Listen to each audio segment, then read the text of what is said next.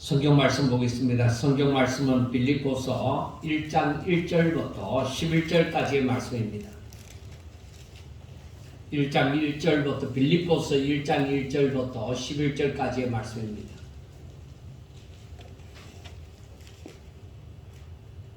그리스도 예수의 종 바울과 디모데는 그리스도 예수 안에서 빌립보에 사는 모든 성도와 또한 감독들과 집사들에게 편지하노니 하나님 우리 아버지와 주 예수 그리스도로부터 은혜와 평강이 너희에게 있을지어다.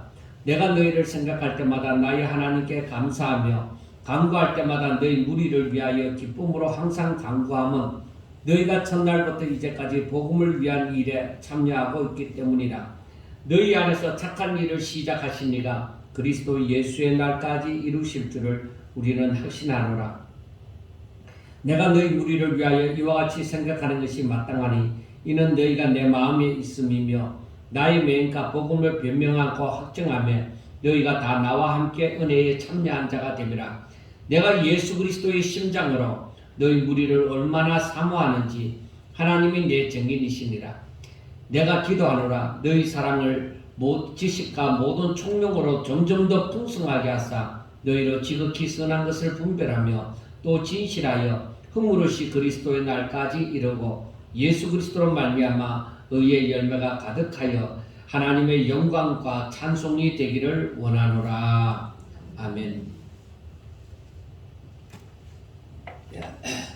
이제 오늘부터 빌립보서를 보게 되는데 이 빌립보 교회는 바울이 2차 전도 여행 때에 성령의 인도함으로 말미암아 마게도냐의 첫성 그 빌립보에 도착해서 거기에서 비단 장사 즉 자주 장사 그 루디아라는 여성도를 만남으로 빌립보 교회가 시작이 되어졌습니다. 그런데 여기서 말하고자 하는 것은 빌립보 교회는 바울을 처음 만난 날부터 지금까지 바울이 로마의 감옥에 있는 날까지 계속 바울이 복음 전하는 일에 이 빌립보 교회가 계속 동참을 했습니다. 그래서 바울은 저들이 바울의 마음에 있고 복음을 전하는 일에 항상 함께하고 있다고 말을 합니다. 7절과 8절에 보면은 내가 너희 무리를 위하여 이와 같이 생각하는 것이 마땅하니 이는 너희가 내 마음에 있음이며 나의 맹인과 복음을 변명함과 확정하며 너희가 다 나와 함께 은혜에 참여한 자가 됨이라. 내가 예수 그리스도의 심장으로 너희 무리를 얼마나 사모하는지 하나님이 내 증인이시니라 하고 말을 합니다. 그래서 이 말씀을 통해서 보면서 바울이 얼마나 빌립보 교회의 성도들을 사랑하는지 우리는 알 수가 있습니다. 그래서 바울은 이들을 향한 바람이 있어서 기도하는 부분이 9절부터 또 나옵니다. 내가 기도하노라. 너희 사랑을 지식과 모든 총명으로 점점 더 풍성하게 하사 너희로 지극히 선한 것을 분별하며 진실하여 허물없이 그리스도의 날까지 이르고 예수 그리스도로 말미암아 의의 열매가 가득하여 하나님의 영광과 찬송이 되기를 원하노라. 자, 마지막 때에 정말로 성도들에게 필요한 것이 무엇이냐면은 선한 것이 무엇인지를 분별하는 것입니다. 이 분별은 항상 하나님의 말씀으로 말미암아서 하나님의 말씀을 잘 알므로 말미암아서 그것을 가지고 분별한단 말이에요. 그래서 이 사도 바울이 에베소 교회 성도들을 위하여 기도하는 것이 지식과 모든 총명으로 점점 더 풍성하게 하사 너희로 지극히 선한 것을 분별하며 그 나중에 이 뒤에 나오지만은 교회마다 힘든 것이 무엇이냐면은 다 같이 하나님을 믿는다고 하면서 이단이 있다 이 말이에요. 그 이단이 들어왔을 때에 이것이 이단인지 아닌지 분별을 할 줄 알아야 된다 이 말이에요. 분별을 할 줄 모르면은 우리도 다 같이 하나님을 믿는 사람이다 그렇게 말을 했을 때 이것이 진짜인지 가짜인지 분별할 수 없으면은 그 사람들한테 쏟는 것입니다. 그렇기 때문에 더구나 마지막 때는 거짓 그리스도가 이 거짓 선지자들과 함께 굉장한 활동을 벌이기 때문에 마지막이 가까우면 가까울수록 더욱더 이 분별하는 일이 이 바울과 이 빌립보 교회가 교제하던 이 시대보다 앞으로 가면 갈수록 우리가 당하는 그 날들이, 우리가 마주하는 날들이 이 이단에 대해서 더 심각하게 생각해야 되는 날이 올 것입니다. 그리고 또 예수 그리스도로 말미암아 의의 열매가 가득하여 하나님의 영광과 찬송이 되기를 원하노라. 그래서 선한 것을 분별할 줄 알고 이제 신앙생활을 잘함으로 말미암아 하나님의 영광의 찬송이 되기를 원하노라 하고 하나님의 뜻이잖아요. 그게 우리가 에베소서를 보았지만 에베소서 1장에서도 잘 보았지만은 우리의 목표가 하나님의 영광의 찬송이 되는 것입니다. 그러니까 이 빌립보 교회를 향해서도 의의 열매가 가득하여서 하나님의 영광의 찬송이 되기를 원하노라 그렇게 말을 했습니다. 자, 바울은 이 빌립보 교회에 대해서 굉장히 사랑하는 마음을 가졌습니다. 이 사람들이 자기를 처음 만난 때로부터 이렇게 자기와 헤어지고도 계속 이 바울이 선교하는 일에 계속적으로 도움을 주었단 말이에요. 때로는 사람이 필요하면 사람을 보내주고 또 물질이 필요하면 계속적으로 이 물질로 빌립보 교회가 후원을 했습니다. 그런데 이 바울은 이 빌립보 교회에 대해서 항상 어떤 착한 사람, 그냥 우리가 잘 아는 사람, 그게 아니라 빌립보 교회에 대해서 바울은 항상 예수 그리스도의 예수 그리스도의 종으로서 항상 이 바울도 그렇게 생각하고 빌립보 교인들도 그렇게 생각하고 그들이 교제를 나누게 되어졌습니다. 빌립보 성도들이 그렇게 바울을 생각하고 선교 일을 동참을 할 때 바울은 예수 그리스도의 종으로서 또 이들을 사랑하고 또한 감사하며 또 이들이 하나님의 바램인 하나님의 영광의 찬송이 되어지기를 바울은 기도하고 그렇게 이들과 교제를 했습니다.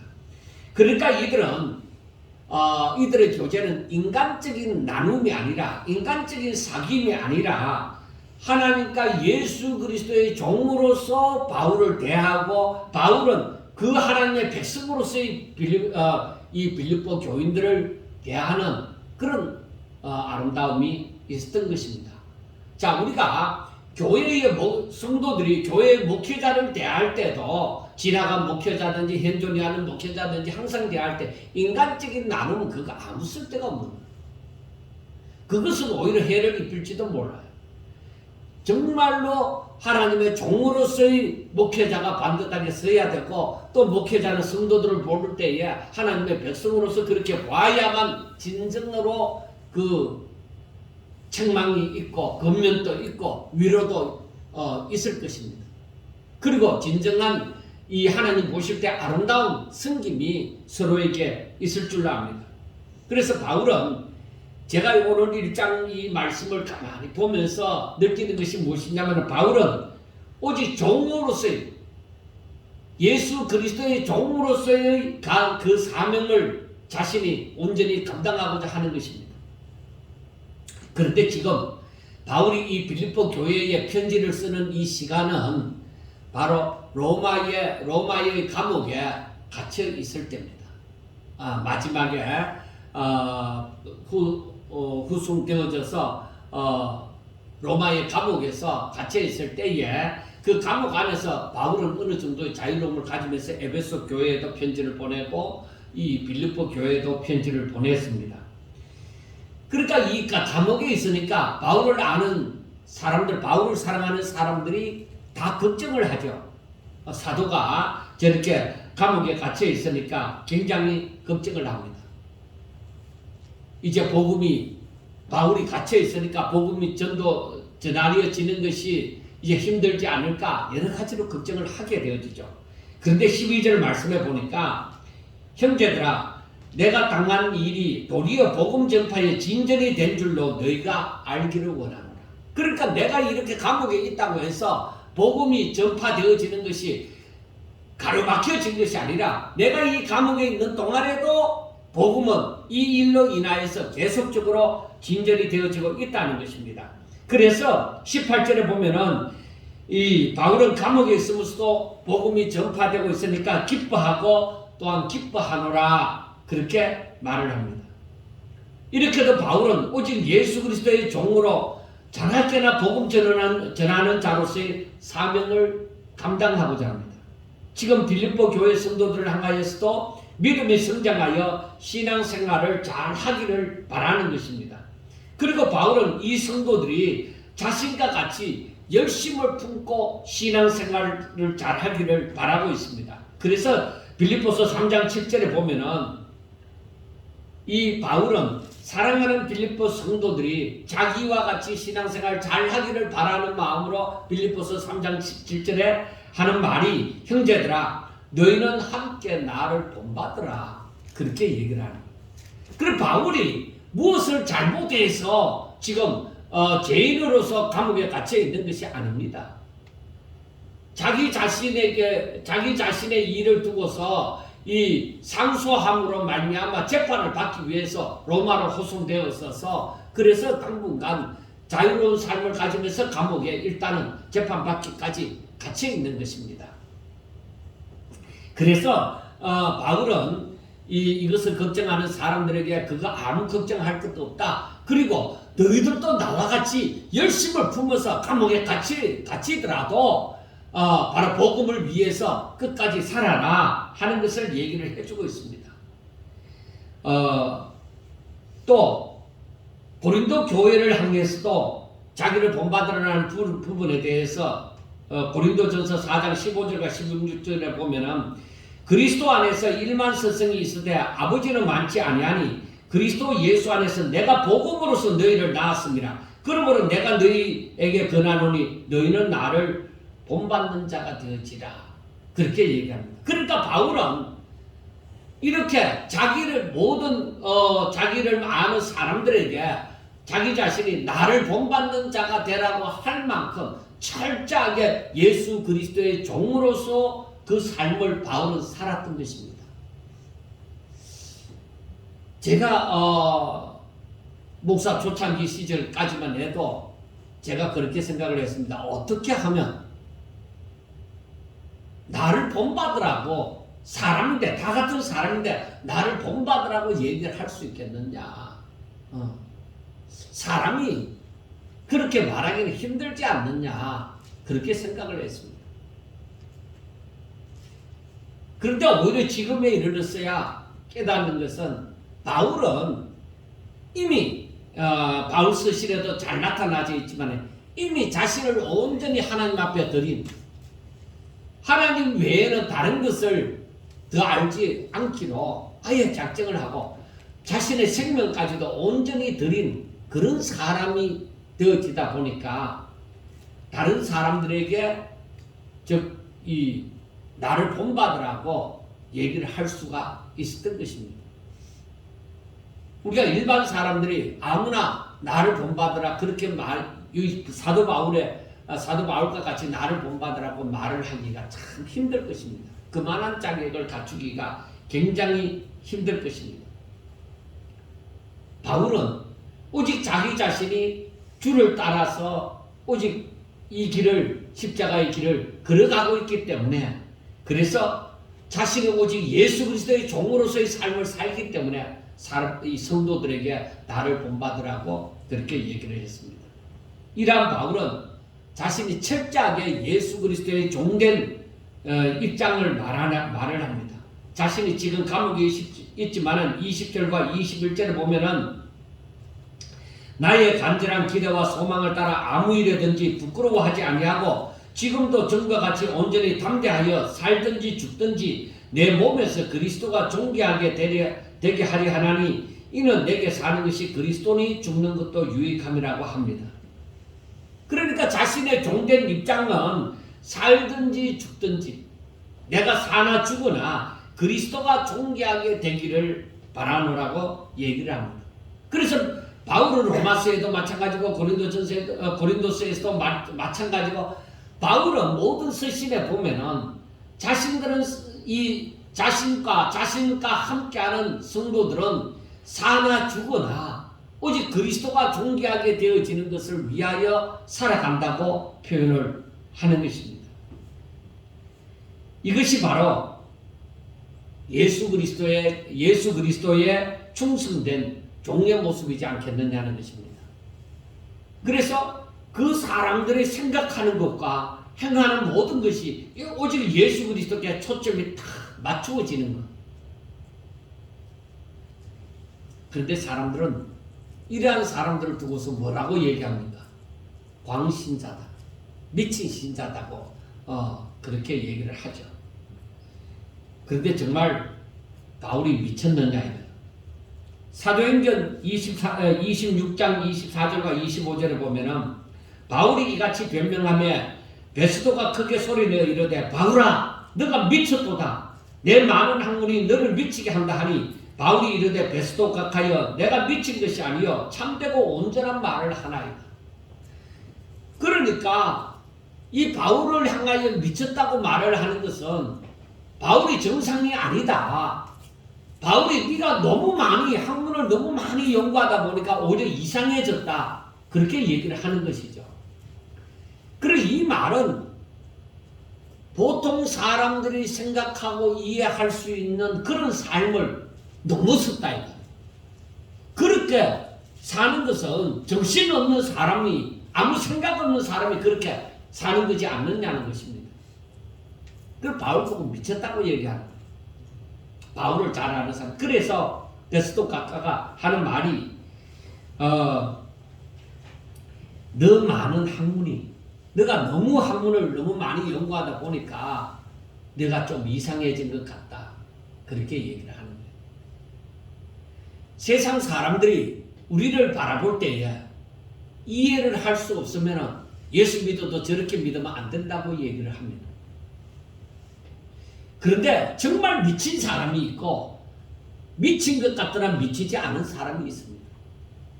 정말 미친 사람은 하나님의 말씀에서 벗어난 사람들을 정말 미친 사람이라고 얘기하는 거죠.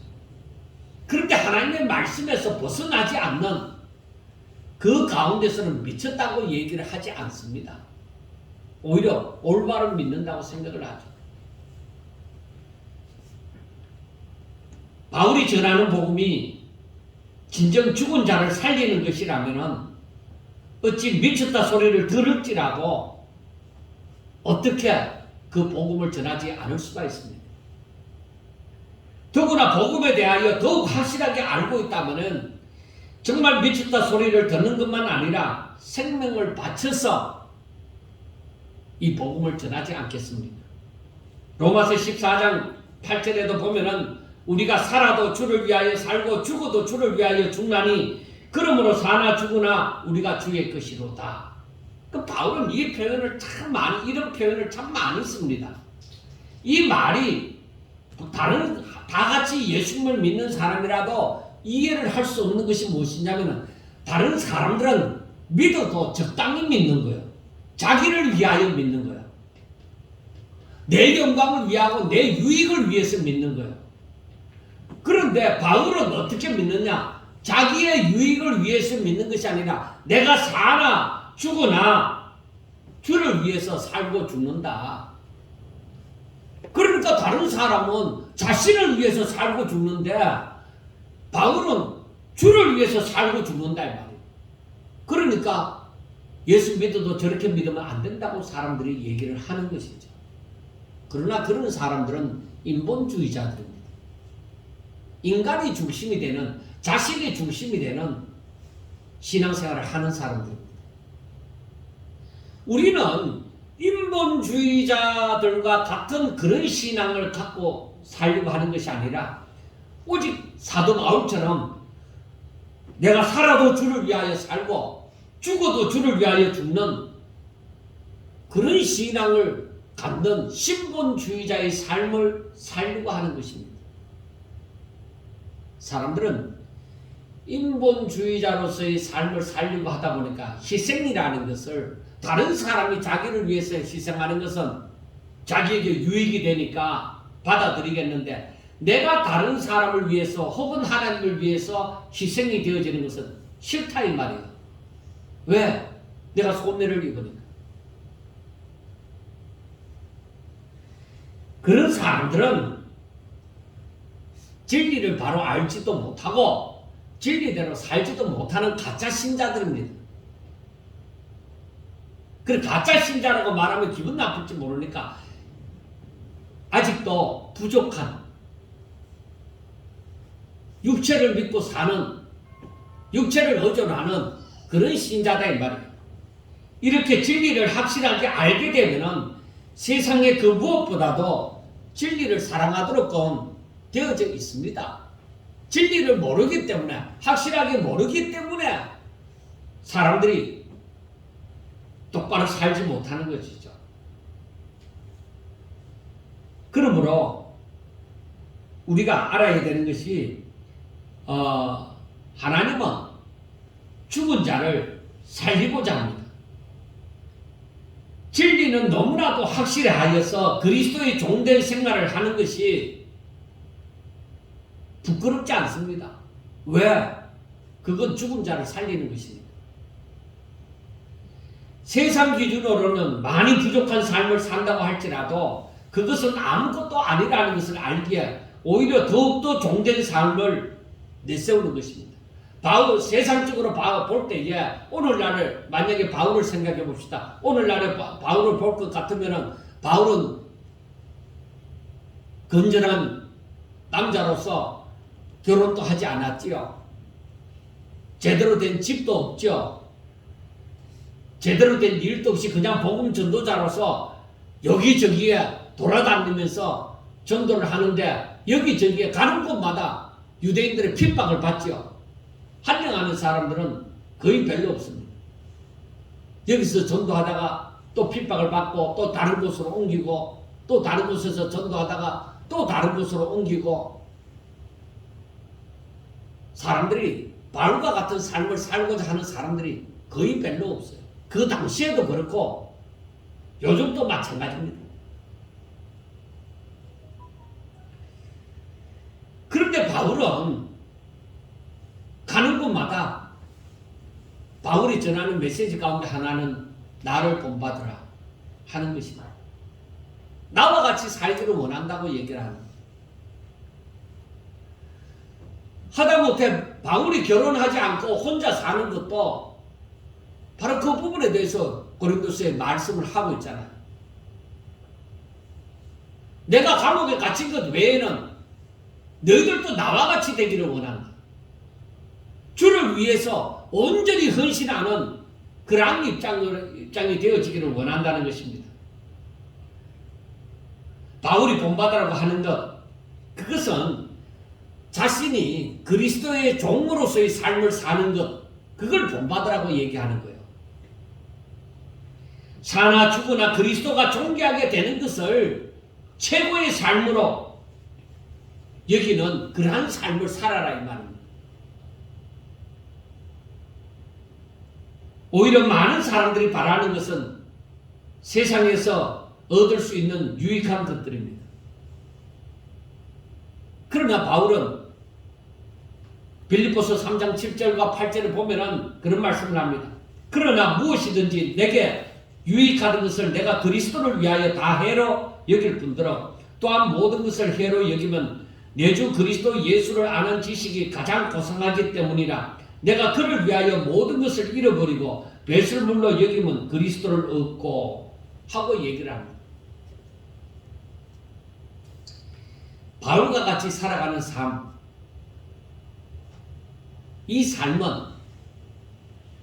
오직 그리스도의 종이, 온전한 종이 되어지지 않고는 힘듭니다. 예수님께서 얘기를 합니다. 누구든지, 즉 아무든지 나를 따라오려거든 자기를 부인하고 자기 십자가를 지고 주의 이름을 위하여 자신을 드리는 그러한 삶을 살아라고 얘기합니다. 그 예수님을 따르는 삶이 바로 그런 삶이에요. 그래서 바울도 로마서 12장 1절에 말을 하기를 바로 너희 몸을 하나님이 기뻐하시는 거룩한 산 제물로 드리라. 온전히 바치라는.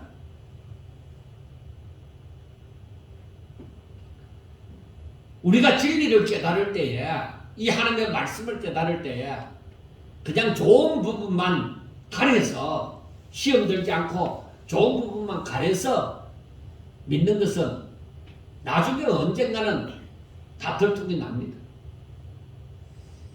진리가 무엇을 말하느냐, 그걸 온전히 깨달아야 돼. 하나님께서 성도의 삶이라는, 하나님께서 원하는 성도의 삶이라는 것은 가장 기본적으로 얘기를 하면은 하나님의 말씀에 대해서 순종하는 것이죠. 그 순종이 어디까지냐? 바로 우리가 우리 자신의 유익을 위해서 살지 않고 하나님의 영광을 위해서 살아가는 것. 그게 바로 뭐냐? 우리 자신을 하나님이 기뻐하시는 거룩한 산 제물로 드리는 삶이다. 그게 뭐냐? 내 자신을 부인하고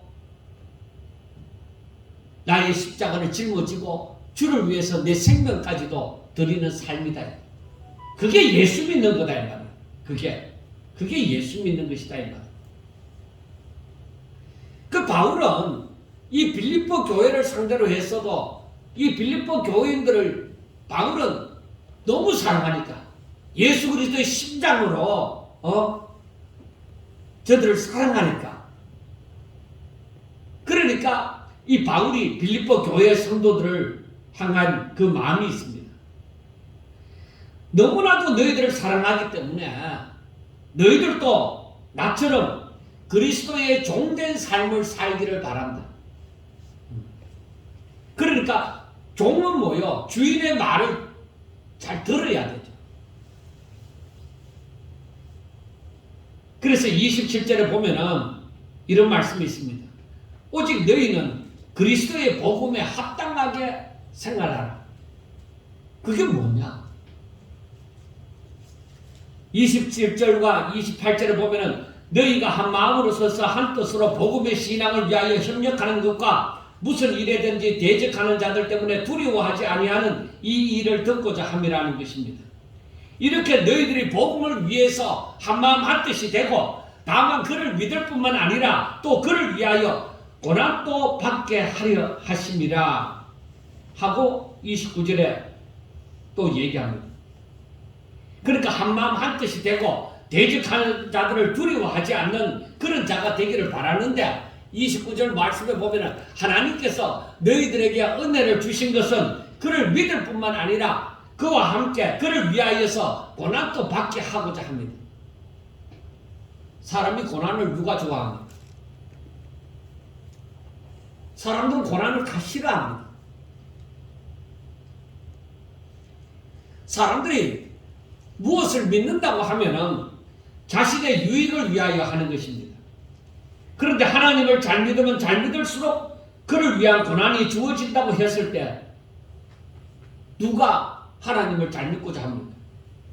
그러니까 사람들이 그 고난이 싫으니까 적당하게 믿자, 형편 따라 믿자, 그렇게 생각하죠. 그러니까 사람들에게 주의 이름으로 말미암아 고난이 닥칠 때 사람들은 그 고난이 싫어서 도망을 가버리는 경우가 참 많이 있습니다. 왜? 고난이 싫다. 그게 아무리 내가 하나님을 믿으면서 다가오는 고난이라 할지라도 그 고난이 싫다 이 말. 우리가 하나님을 믿는다고 하면서 사람들은 다 기분이 좋은 건 좋습니다. 아, 우리 교회 성도들이 불어나고요. 우리 교회는 막 박수치고 막 찬양을 하면 우리 교회는 그저 뜨겁습니다. 뜨거운 게 도대체 뭔데 뜨겁다 하느냐. 열심히 찬송하면 뜨겁냐? 물론 열을 내면 덩어리라도 뜨겁고 땀도 나겠지. 그게 뜨거운 신앙이냐? 다 썩는 거예요. 과거에는 열심히 있으면 다 좋아했습니다. 그것이 진리든지 아니든지 간에 사람들은 알지 못함으로 말미암아 다 좋아했습니다.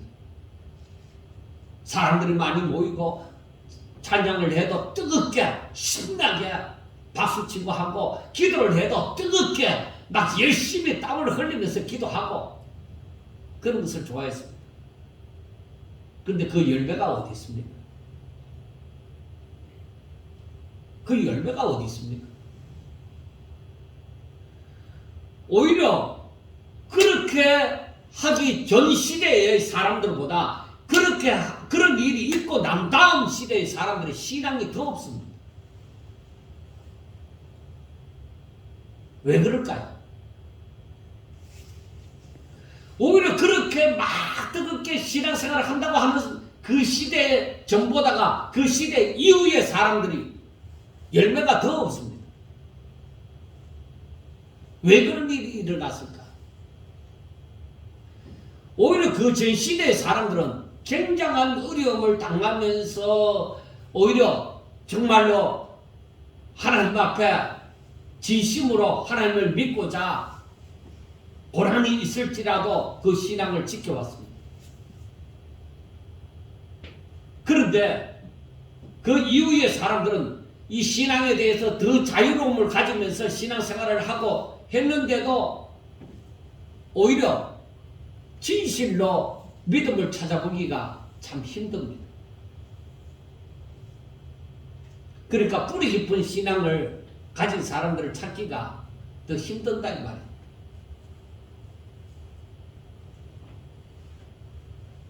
사람들은 성경을 보면서 자기에게 유익하고 자기가 좋아하는 부분이 있으면 밑줄을 긋고 그 말씀을 참 좋아하고 또 암송하기도 합니다.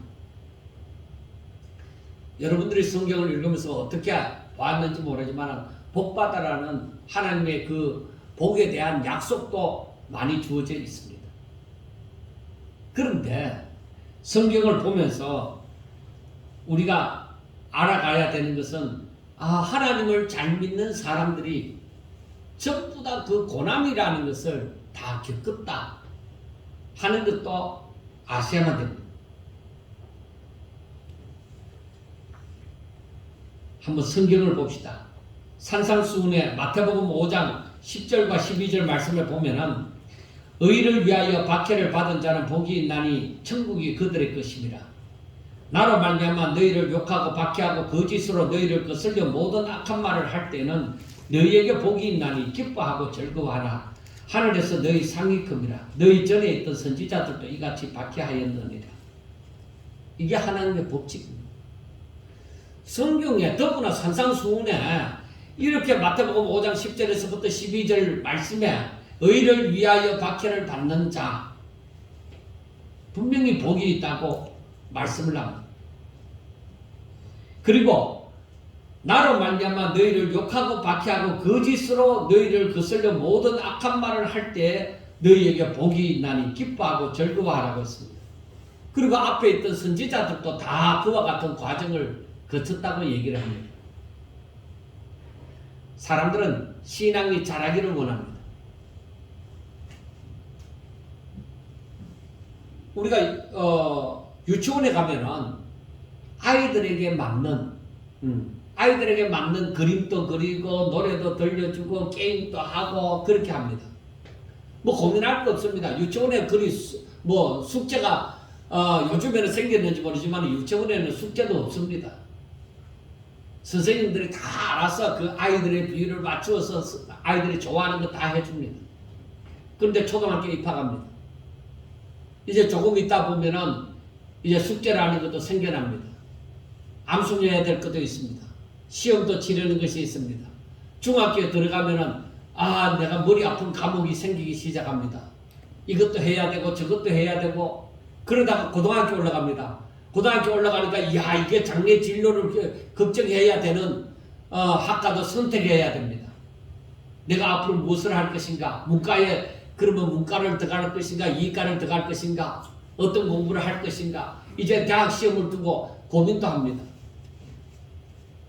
그래서 누구 말따나 요즘에는 대학을 쉽게 들어간다고 생각하지만은 과거에는 뭐 3당 사락이라고 얘기하나 3시간 자면은 합격하고 4시간 자면은 떨어진다. 뭐 그런 식으로 얘기가 있기까지 했지만은 요즘에는 학교가 많아서 그렇게 하지도 않습니다.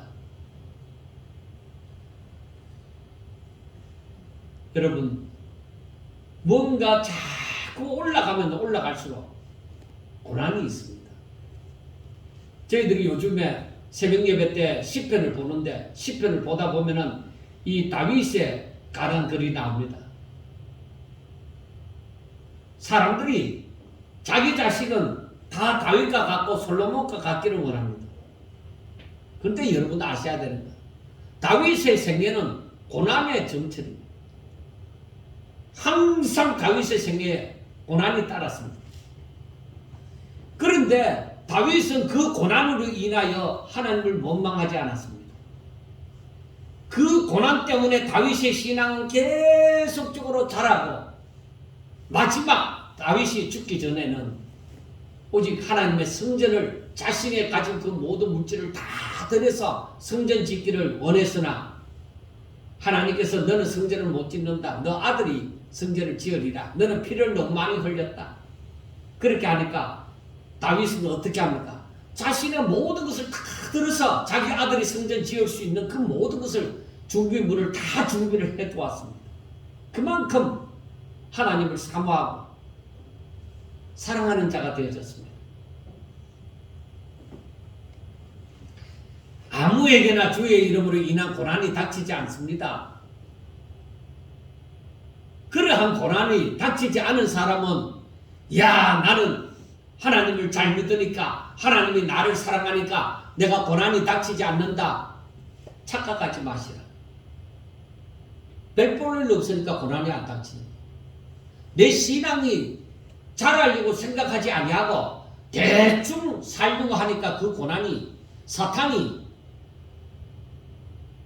시험을 하지 않아도 저 사람은 신앙생활 똑바로 안 할 건데 그러니까 그러한 고난도 닥치지 않는 거예요. 내 신앙이 점점 더 자라나기를 원한다. 내 신앙이 점점 더 나아지기를 원한다. 내 믿음이 쑥쑥 자라나기를 원한다. 그렇게 원하고 정말 하나님 뜻대로 살기를 원한다. 그 마음을 가지면 분명히 고난이 닥칩니다. 여러분은 어떻게 할 겁니까? 믿음이 자라나기를 원합니까? 아니면 믿음이 자라나지 않기를 원합니까? 믿음이 자라나기를 원하면 분명히 그 믿음이 자라나기 위한 시험의 단계가 분명히 있습니다. 믿음이 자라나기를 원하지 않으면 그런 시험을 칠 이유가 없잖아요. 우리가 오늘 말씀에서도 느끼는 것처럼 그리스도를 위하여 너희에게 은혜를 주신 것은 그를 믿을 뿐만 아니라 또한 그를 위하여 고난도 받게 하려 하심이라고 29절에 분명히 말씀이 되어져 있습니다. 잘 믿으면 고난이 없다. 아니요. 그런 일은 없습니다. 선지자들도 무수한 고난을 받고 다윗도 무수한 고난을 받았으며 또 예수님께서도 말씀을 합니다. 내 이름으로 인한 고난을 받으리라고 말씀을 합니다. 그렇기 때문에 주의 이름을 위하여 목숨까지 바치는 신앙생활을 하라고 얘기를 하는 것입니다. 아무에게나 주의 이름으로 인한 고난이 닥치지 않습니다. 아무나 순교자가 되는 거 아닙니다. 물론 고난을 받는 것을 좋아할 사람은 없습니다. 그러나 그 고난이 주의 이름으로 인한 고난이라면 오히려 감사하고 감당할 줄 알아야 합니다. 주의 사람이니까 주의 사람으로서 당하는 고난을 받는 것이며 또 감당할 수 있는 자로 여김으로 하나님께서 그 고난을 허락하셨다. 이렇게 믿고 하나님 감당하게 해주세요. 하는 것입니다. 사람이 내 믿음이 안 될 때는 그 고난을 당할 때에 다 떨어집니다. 그 입장에서. 그런데 그 비슷한 고난을, 비슷한 문제를 항상 사람이 살면서 항상 비슷한 문제를 닥치는데 내가 비슷한 문제가 계속되는 것은 내가 그만한 믿음이 되어지지 못하니까 거기에서 자꾸 떨어지니까 또 그 다음에 또 그 고난을 시험 치는 거예요. 내가 고등학교 시험 치는데 고등학교 시험에서 입학 시험에서 계속 떨어지니까 그 고등학교 시험만 치르는 거예요. 그 대학교 들어가는데 내가 대학 입시 시험에 내가 계속 떨어지니까 재수, 삼수, 사수하고 계속 하는 거예요. 그걸 뛰어넘으면 나중에 직장 시험, 대학교 다니고 직장 시험을 준비하게 되어지죠. 그러니까 믿음이 안 자라면은 그 비슷한 시험을 내 인생에서 계속 만나는 거예요. 그러나 믿음이 자라면은 또 다른 차원의 다른 시험을 이렇게 만나게 되어지는 것입니다. 그런데 나중에는 그 고난을 만났을 때 나 힘들다. 나 이제 이런 고난 받고 싶지 않다. 나 이제 편하게 살고 싶다. 그런 사람은 시험이 던집니다.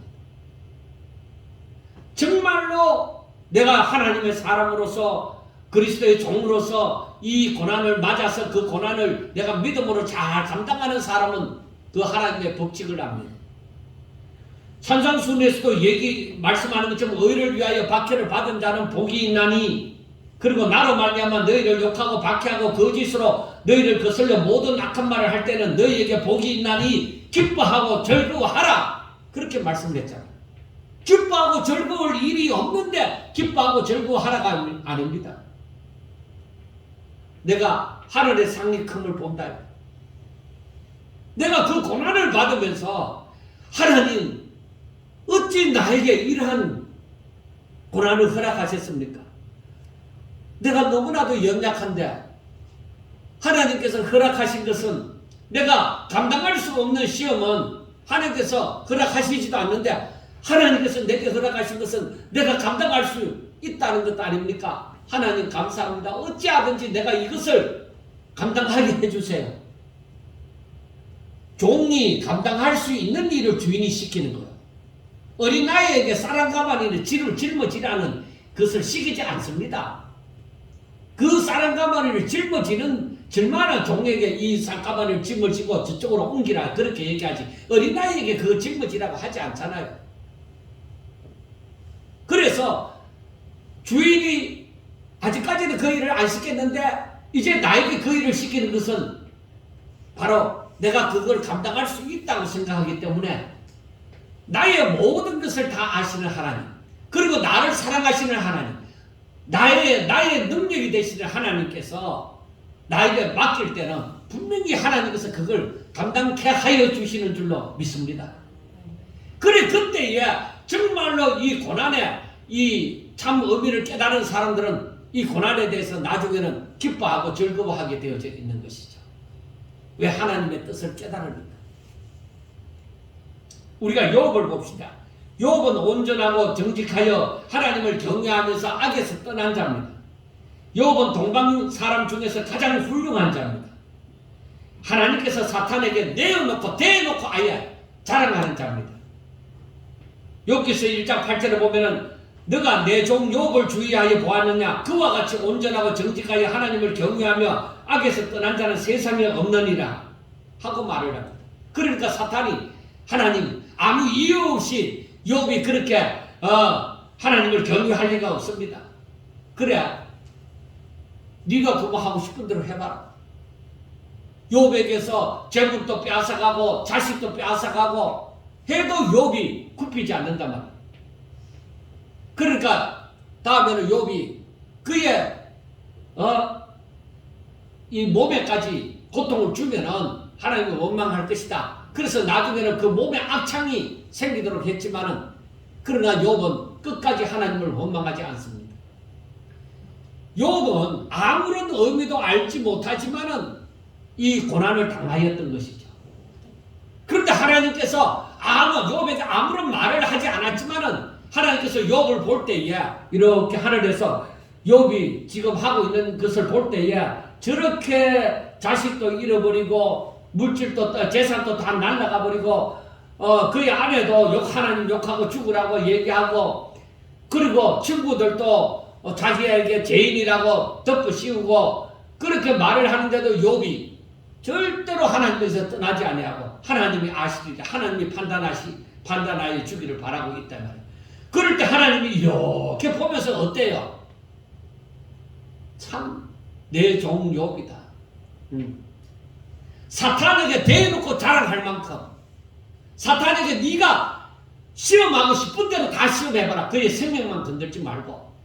그런데도 욥은 하나님을 원망하지 않습니다. 나중에 욥기 42장 보면 욥이 갑자기나 축복을 받죠. 하나님께서 얼마나 든든해 하시는지.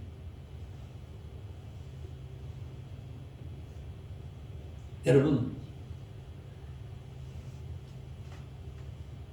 정말 우리의 마음의 눈이 열리워져서 하나님의 그 일하심을 볼 줄 아셔야 돼요.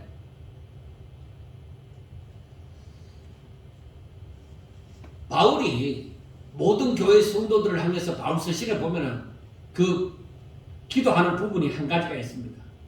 이 빌립보서 1장 9절에는 내가 기도하노라 너희 사랑을 지식과 모든 총명으로 더 점점 더 풍성하게 하사 너희로 지극히 선한 것을 분별하며 또 진실하여 허물 없이 그리스도의 날까지 이르고 하고 얘기합니다.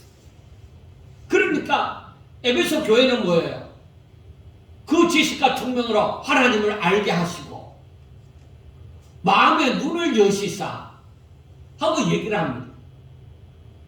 여러분 우리가 정말로 우리의 눈이 열리워져서 하나님의 일하심을 알아야 됩니다. 그런데 자기 것, 내 유익만 생각하는 사람에게는 그런 눈이 안 열려집니다.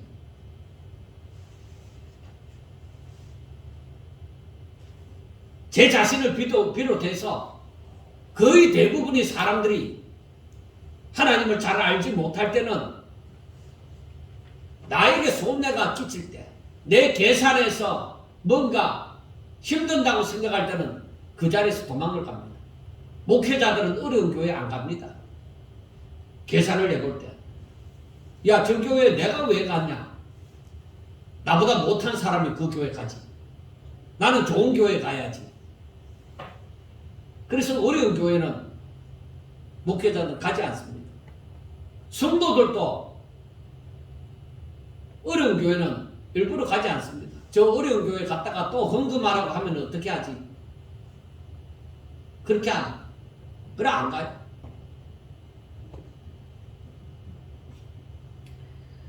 사람들은 우리 교회를 두고도 얘기를 하려고 하면 할 말이 참 많이 있지만 그거 얘기해서 뭐 하겠습니까? 믿음이 거기까지입니다.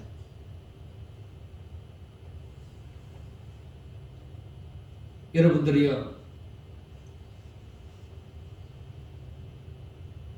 바울은 이 빌립보 교회 성도들을 다른 교회 성도들보다도 더 가슴에 품고 살았어요.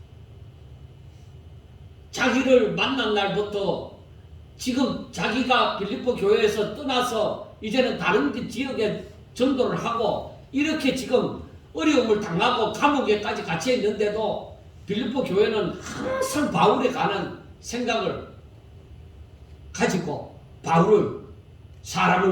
바울에게 필요한 사람도 보내고 물질도 보내고 항상 그렇게 했습니다.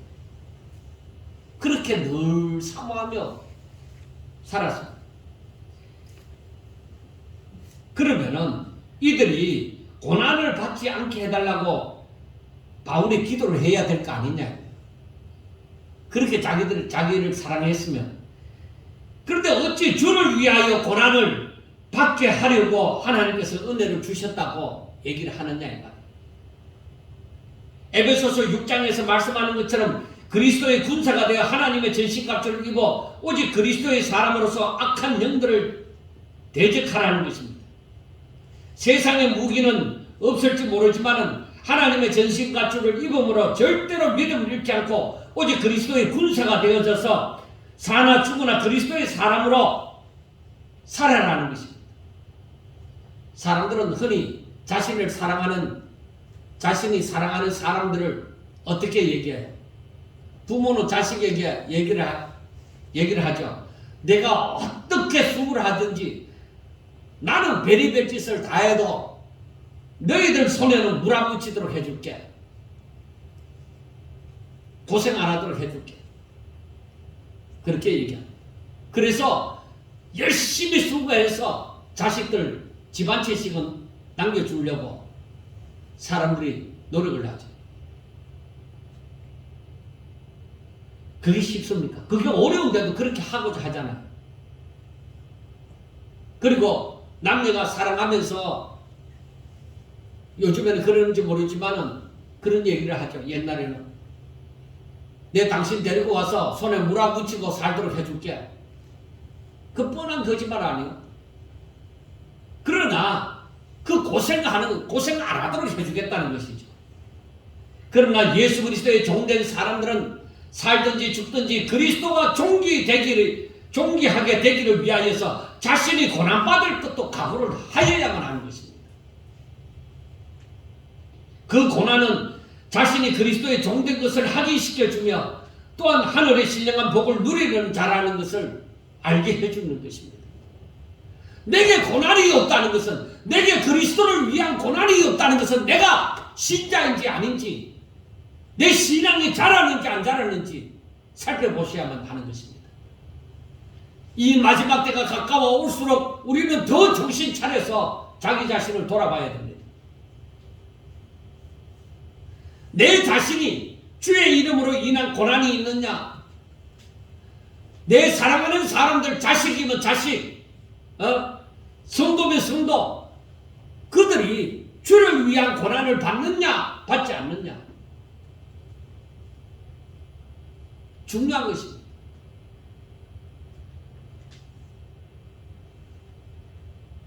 그 고난이 없이는 신앙이 성장하지 않습니다. 그 고난이 우리를 망하게 하느냐? 절대로 망하게 하지 않습니다. 그 고난은 바로 우리가 오늘 말씀에서 또 있는 것처럼 그리스도를 위하여 너희에게 은혜를 주신 것은 다만 그를 믿을 뿐만 아니라 또한 그를 위하여 고난도 받게 하십니다. 하나님께서 내게 은혜를 주신 것은 그 고난도 받게 하려 하십니다. 하나님의 은혜가 내게 임하지 않으면 그 고난도 임하지 않아요. 그 고난을 받을 만한 자격이 없는데 무슨 고난을 줘요? 그 편안하게 예수 믿는다고 해서 그 사람이 신앙생활 잘하는 게 아니다. 그냥 늘 그저그런 신앙생활 하는 거지.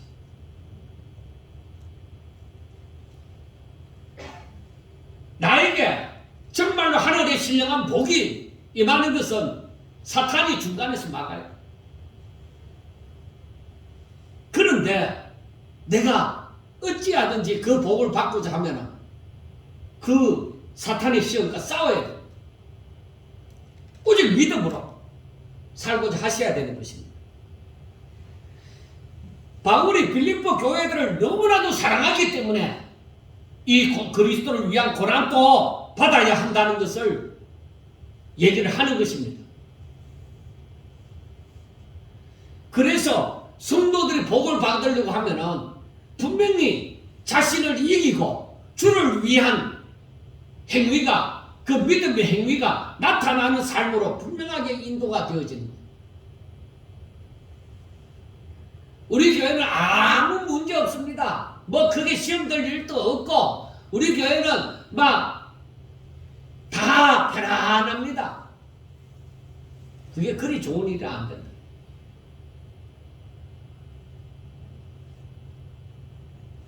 편안한 신앙생활을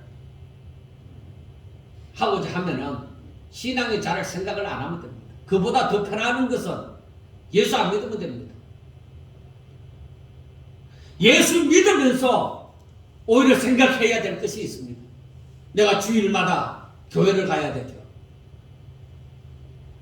또 헌금도 드려야 되죠. 또 봉사도 해야 되죠. 또 내가 이 성경을 읽어야 되죠. 이제는 그 말씀을 따라서 내가 또 순종하고 살아야 되죠. 예수 믿으니까 이런저런 것들이 많아진대. 해야 될 일들이. 그래 하나님 말씀대로 또 순종해야 되니까 아직까지 그렇게 안 살아왔는데 이제는 또 그렇게 살려고 하니까 이것도 힘든다 말이야. 순종한다는 게. 왜? 내 마음에 욕심하고 이게 부딪히니까 영적 싸움이 계속 일어난다 이 말이야. 그러나 제가 분명하게 얘기하지만은 그러나 이 시험도 이기고 저 시험도 이기고 내가 오직 믿음으로 살고자 하는 마음이 오직 하나님을 바라보며 믿음으로 살고자 하는 마음이 어느 정도 이루어져 가면 한 단계씩 올라갈 때마다 하나님께서 우리에게 주시는 기쁨이 있습니다. 한 단계씩 올라갈 때마다 하나님이 나에게 은혜를 주시고 나에게 복을 주시구나 하는 것을 깨달아지고 어느 정도 성장해 가면은 이제는 그 하나님의 주의 뜻을 깨달아서 알게 되어지고 주께서 역사하시는 그것을 내 눈으로 보아서 알게 되어지는 역사가 일어납니다. 그때는 사도 바울처럼 오직 그리스도의 종이다. 내가 그리스도의 종이다. 그렇게 얘기할 수 있는 단계에 들어간다 이 말이에요. 그런데 그 과정에 있어서 꼭 필요한 것이 무엇이냐? 성경을 읽어야 돼. 성경을 알아야 돼. 정말로 이 하나님의 말씀을 하나하나 깨달아가는 것이 우리들에게 너무너무 중요한 것입니다. 제가 그래서 언제부터인가는 계속 이 성경을 차례대로 강의를 해나가잖아요. 왜? 성도들이 하나하나 할 때마다 그 의미를 깨달아 알아야 되겠다는 것이죠. 그래서 특별히 이 빌립보서 같은 경우는 우리가 먼저 보면서 빌립보 교회 성도들이 바울을 처음 만났을 때부터 이 세월이 흘러 지금까지 바울이 감옥에 갇혀 있을 때까지 항상 바울을 잊지 않고 이 바울의 전도 사역에 도움이 되어진 사람들이구나. 그래서 바울은 늘 그 성도들을 잊을 수가 없구나. 그것을 꼭 알아야 되는 거예요. 알아야 되고 바울이 감옥에 지금 갇혀 있는데 성도들이 그것 때문에 굉장히 걱정을 해요. 그런데 그거 걱정하지 마라. 내가 감옥에 갇혀 있어도 복음은 계속적으로 전파가 되어진다. 그래 감옥에 갇혀 있어도 중요한 것은 바울의 자기 몸이 어떻게 되지? 그건 걱정하지 마라. 너희들의 기도가 있고 하나님께서 나를 분명히 구원하여 주시는 날이 있을 것이다. 구원하여 주실 것이다. 그런데 복음이 내가 감옥에 있어도 나를 좋아하는 사람은 좋아하는 대로, 나를 싫어하는 사람은 싫어하는 대로 복음은 계속적으로 전파되어지고 있으니까 염려하지 마라. 그리고 너희들도 바로 그리스도를 위한 고난을 받을 것이니까 너희들에게 은혜 주는 것은 그 고난도 받게 하고자 합니다. 그래서 너희들이 앞으로 닥칠 어떤 어려움에서든 믿음으로 항상 지키도록 해라 하는 것을 말씀을 해주고 있습니다. 사랑하는 여러분, 정말 제가 오늘 말씀을 드리고 싶은 것은 바울처럼 예수 그리스도의 종, 사람들에게 당신은 정말로 하나님의 사람입니다. 하나님의 종입니다. 하는 소리를 들을 만한 내 자신이 또 인정할 수밖에 없고 하나님께로부터 인정받는 그런 예수 그리스도의 종들이 다 되시기를 주의 이름으로 축원합니다. 기도드리겠습니다. 하나님 아버지 감사합니다. 하나님께서 항상 역사하사 저희들이 하나님의 뜻대로 살게 하여 주시옵소서. 예수 그리스도의 종으로서의 삶을 살아갈 수 있도록 주여 도와주시옵소서. 편한 생활을 요구하는 것이 아니라 하나님의 종으로서의 삶을 요구를 하며 그렇게 살아갈 수 있도록 도와주시고 마지막에 하나님 앞에 칭찬받는 그러한 종들이 되게 하여 주시옵소서. 예수님 이름으로 감사하며 기도드리옵나이다. 아멘.